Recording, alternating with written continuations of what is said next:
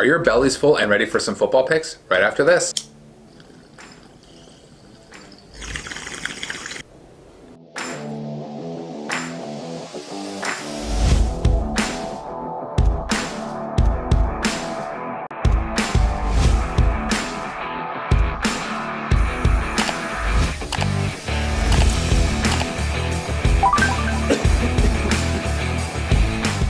Welcome back, everybody. Hope you had an amazing week 11. I did. We took home money in DraftKings. The lineup I gave hit, and in yearly, we are kicking ass. We are hit 160 points in first place, and we are looking to take home that whole league this year, and we are killing it. So let's sit back, relax, let's go through those picks, and once again, let's fill our bellies with some of that leftover turkey. Before we talk those picks, of course,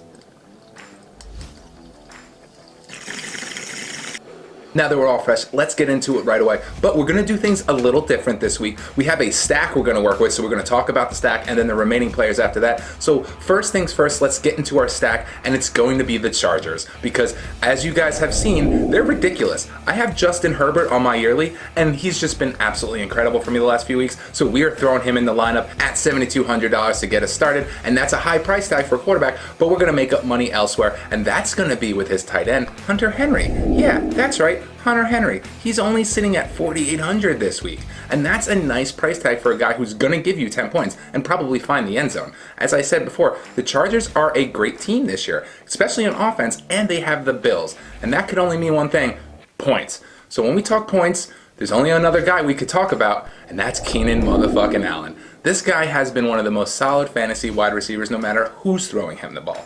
Week in, week out, he's one of the most quiet, puts up 30 points, it's crazy, and I expect him to do the same thing this week. They finally caught up to his price tag. He's very high this week, but I like this stack. I think it's going to do good against the Bills this week. So start these three players, build your team around that, and let's spark up to the rest of the lineup, shall we?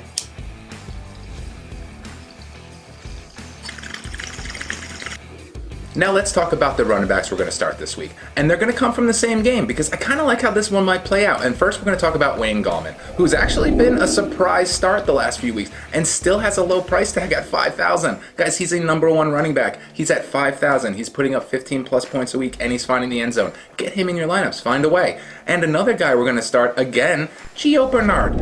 I know Joe Burrow went out, but Brandon Allen is in. And he's going to probably dump the ball off a lot to Gio. I'm expecting like at least 5 catches from Gio this week. So for a nice floor with that 10 points in the PPR, with maybe getting to the end zone, he could have another 20-point day. He's only at $5,700. So slide Gio in your lineup and let's smoke on that.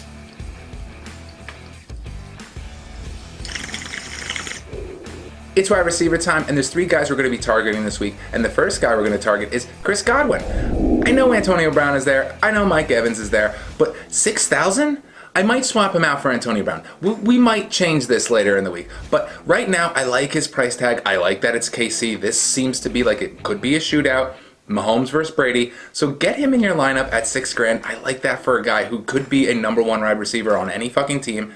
And we're going to pair him with another guy who's coming out of nowhere, Curtis Samuel. This motherfucker we talked about already, and he is amazing, that Swiss Army knife. He's quietly putting up almost 15 to 20 points a game, and they still only have him at $5,100 with a great matchup against Minnesota. So I like Curtis Samuel this week, and another guy I'm liking who, again, is the apple of someone's eye out in Indianapolis, Michael Pittman Jr., the rookie sensation. And I'm liking what Michael's doing out there. Again, hitting his value every week and succeeding, and now at $5,000, I like him this week. He has Tennessee. They give up a lot of big plays, and Michael Pittman is a big play guy. So expect him to have another solid day, 15, maybe even 20 points. And let's get into this mofo before we talk about that defense.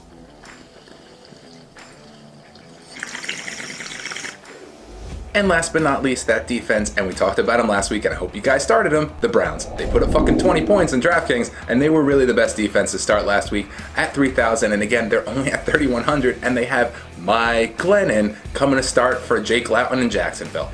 I think this is a real no-brainer here. The Browns should have a big game, and if Myles Garrett is back, it could be even bigger. So put the Browns in your lineup, and this should round out the lineup for the week, guys. I hope you're copying it, and I hope you guys are making some money, especially with those holidays coming up and all. And it is Black Friday, and this might be one of those devices you want to spend some money on, and if you do, please use code GoStoner to save some cash, 15 to 25% if you do shop this weekend and get this sucker. Also, if you have any suggestions for my lineup, please comment down below and let me know, or you could DM me at GoStonerLife on any of my socials. Now, before we get out of here, as always, we are going to get a little itty on this thing with some of that Zen as Fuck carts, and we got that DJ Short Blueberry we're going to load in here and go, good night, boys. Come on, DJ, hit me with it. Boop. Now that we are ready to go, thank you guys for hanging out with me, and I really appreciate you all out there. Hope you had an amazing Thanksgiving and your bellies are all full and shit while you're watching this, and you're getting lit alongside with me as always. Please keep doing what you're doing for the community, stay beautiful, and most importantly,